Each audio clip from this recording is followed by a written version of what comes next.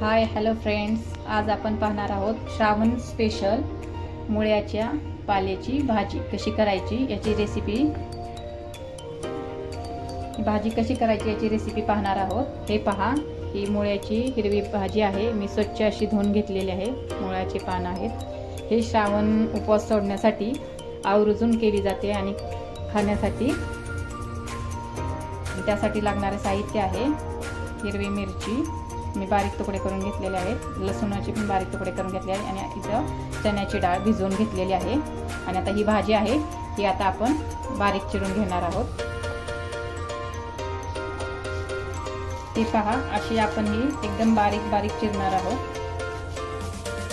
आता मी सर्व भाजी अशा पद्धतीने बारीक चिरून घेते। हे पहा, मस्त अशी आपली सर्व भाजी बारीक चिरून झालेली आहे। तर आता चला आपण याला फोडणी देऊया। मस्त खमंग अशी चमचमीत भाजीची फोडणी देऊया। त्यासाठी आपण आता कढई गरम करायला ठेवूया। हे पहा, कढई गरम करायला ठेवलेली आहे। आता याला भाजीला मस्त अशी खूप चमचमीत अशी भाजीची फोडणी देऊया आपण। त्यासाठी आपण 2 पळे तेल घालणार आहोत। 2 चमचे तेल,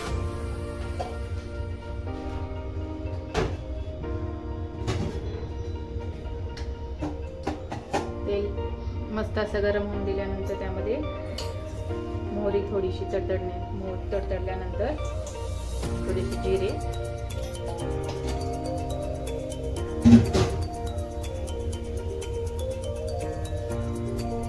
त्यानंतर बारीक चिरलेला लसूण,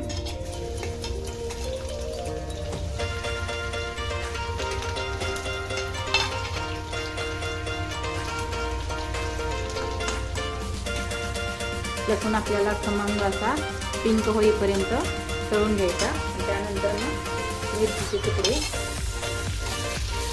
हिरवी मिरची तुम्हाला हवी असेल तर तुकडे करून टाका, आणि ते वाटून घालणार असेल तरी पण चालेल, खूप छान होते वाटल्यानंतर। तर हे पहा, हिरवी मिरची पण आपली छान अशी तडतडली आहे। आता त्यामध्ये आपण बारीक चिरलेली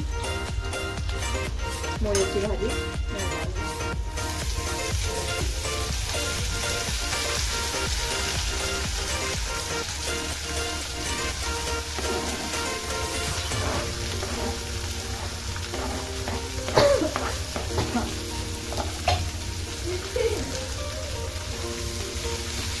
ही आपली मस्त अशी परतायची आहे तेलामध्ये आधी।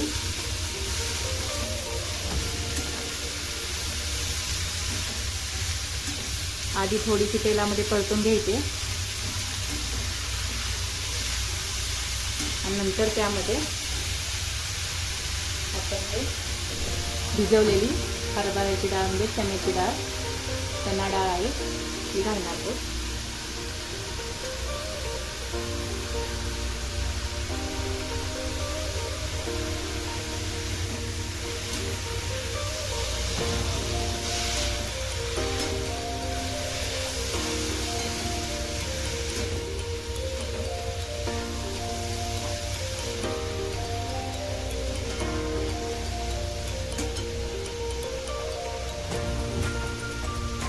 यामध्ये चवीनुसार थोडंसं मीठ घालायचं। मुळ्याच्या भाजीला मीठ शक्यतो कमीच लागतं, त्यामुळे तुम्ही पण थोडंसंच मीठ घाला आणि मस्त अशी परतायची आहे।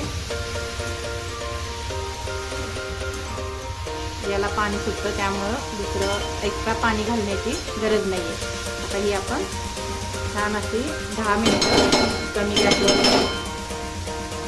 झाकण ठेवून शिजवणार आहोत।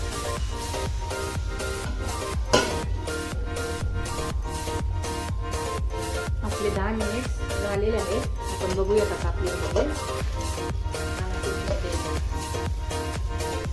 वाव, दिसते तर खूप सुंदर।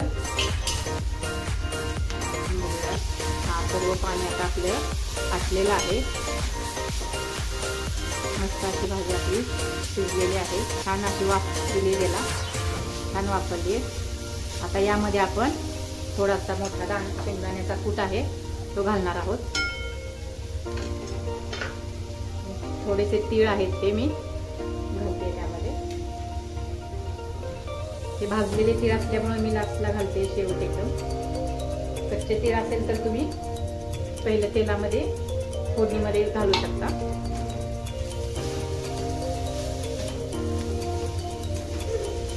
शेंगदाण्याचा कूट घातल्यानंतर छान असं परतायचे आहे.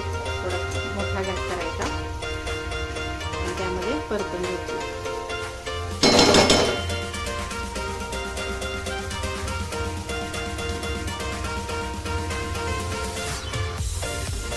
आणि 2 मिनिटं आपण कमी गॅसवर आणखी एकदा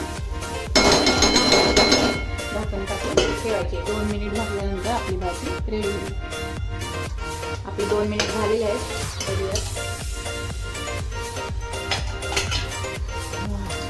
मस्त अशी वास येत आहे खमंग. शेंगदाण्याचा खूप छान असा परतला गेला आहे. आता आपण ही भाजी एका डिशमध्ये खाण्यासाठी काढून घेऊया. चला.